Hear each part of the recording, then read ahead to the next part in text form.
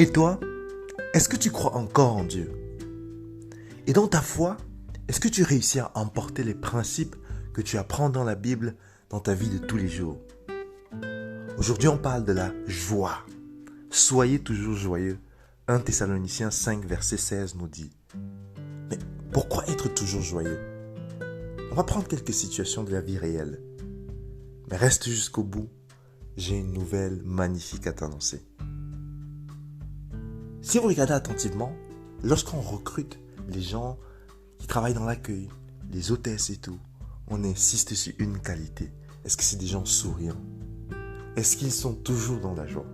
C'est pas pour rien, parce que c'est un vecteur important pour mettre les gens dans des bonnes dispositions. En fait, la joie a quelque chose de magnétique. Ça attire, ça fascine.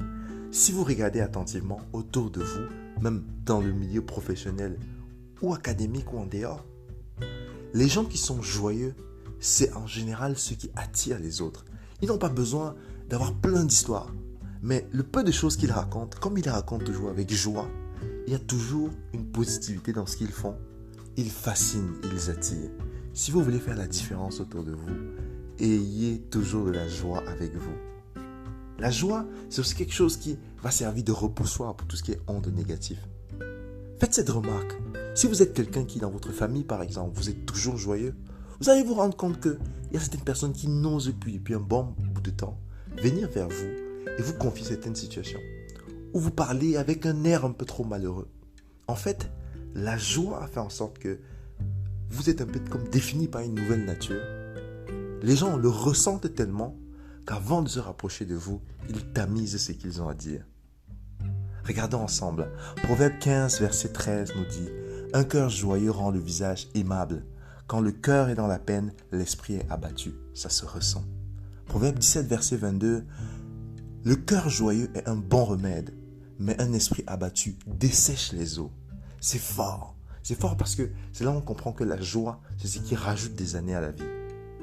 Et c'est prouvé même scientifiquement par de nombreuses études qui montrent qu'il y a une corrélation entre quelqu'un qui est tout le temps souriant, quelqu'un qui est dans la joie et le bienfait que ça fait à son corps.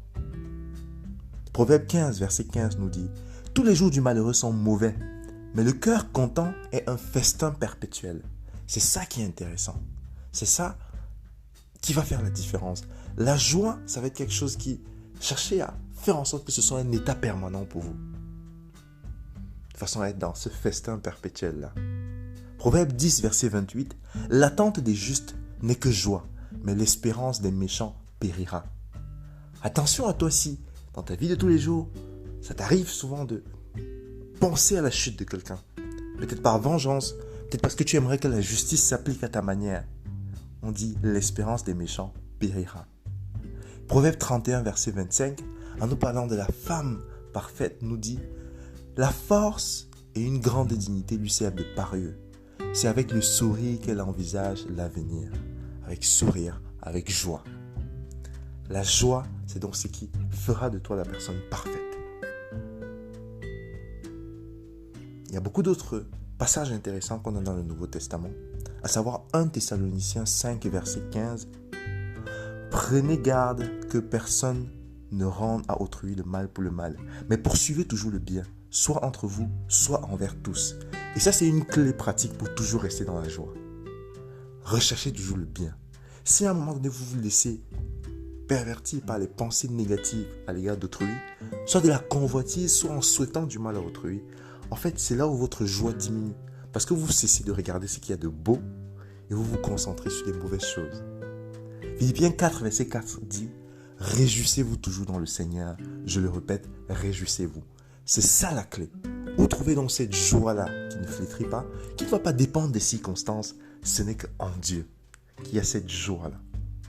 Matthieu 5, verset 12. « Réjouissez-vous et soyez dans l'allégresse, parce que votre récompense sera grande dans les cieux, car c'est ainsi qu'on a persécuté les prophètes qui ont été avant vous. » Ça veut dire que dans les choses que vous allez faire, dans la nouvelle attitude que vous allez avoir, il y aura des moments où les gens seront contre vous. Ne soyez pas triste pour ça. Réjouissez-vous, pas pour la situation présente, mais réjouissez-vous parce que vous savez la finalité de tout ça. Et enfin, Romains 12, verset 12 nous dit « Réjouissez-vous en espérance, soyez patients dans l'affection, persévérer dans la prière. La joie, elle ne vient pas comme ça. La joie, n'est pas quelque chose que tu obtiens un jour parce que tu as été dans une prière très très forte et après tu pars. Il faut persévérer dans la prière. En fait, il faut tout le temps être dans un environnement, dans une atmosphère qui va te communiquer cette joie-là. Et la joie, je vous le redis, elle se ressent. Jusqu'à même les audios lorsque tu discutes avec quelqu'un. Dans ta voix, on peut sentir la joie. Mais si tu changes d'air et que tu as un air un peu plus triste, ça se ressent, même si la personne ne te voit pas. Pensez donc toujours à être dans cette joie-là. Accompagnez-vous de ça, nourrissez-vous de ça, que ça devienne votre nouvelle attitude. Et vous verrez ce que ça va changer dans votre vie. La bonne nouvelle que j'avais à vous annoncer, c'est qu'en plus d'être disponible sur des plateformes classiques comme Spotify, Apple Podcast, Google Podcast, cet épisode est également disponible sur YouTube. Ça vous donne donc la possibilité de laisser des commentaires. N'hésitez pas à dire ce que vous en avez pensé. N'hésitez pas à dire, pour vous, la joie, quel est votre rapport à la joie? Qu'est-ce que ça implique dans votre quotidien? Est-ce que vous avez du mal des fois à la manifester? Et je vous répondrai. Il y aura beaucoup d'autres personnes aussi qui contribueront. Le but, c'est ça, créer un échange, s'enrichir mutuellement et rester dans la joie. Excellente journée à vous. À très bientôt.